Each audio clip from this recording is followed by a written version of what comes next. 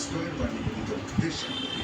কোনো ধরনের পরিবর্তন না দেখতে পারি পরিস্থিতিতে, তাহলে দুর্বল বড় ছাড়া আমার কোনো উপায় নেই। আমি এটা বলতে চাই না, সবাই চাই যে এই সরকার সম্ভব। আমরা চাই বাংলাদেশে যেটা ইনসিডেন্ট না হয়। স্টেটাসটা কি বলছে গত 3.5 মাস আমি মনে করি জনসংযোগ, এখন সবাই জনসংযোগে আছে, সেই পিআর আমরা বিশ্বাস করি।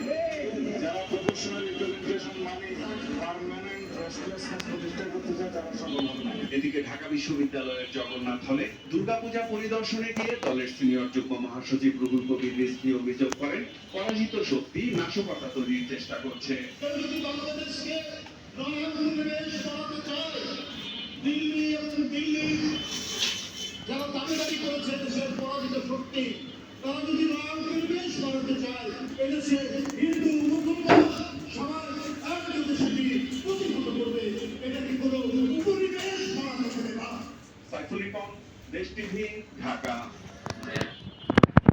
আইনি ভিত্তি নিশ্চিত করে জেলা সনদ বাস্তবায়ন নির্বাচন সহ ম্যাডাম আইবো ওড়ো সরো পানি যেন পড়ে না বাহুদিবির যুগ এই যে পানি ম্যাডাম আইবো টাইম হয়ে গেছে বুঝতে তো বুঝতে পারছো মঙ্গলবার দুপুরে মগবাজারের মিলনায়তনে সংবাদ সম্মেলনে ওরে ফ্রেন্ড স্যার বইখাতা বুঝছো বইখাতা নেই তো গোলাম পরোয়ার এই কর্মসূচি ঘোষণা করেন। জানান 1 অক্টোবর থেকে 9 অক্টোবর রুটি কার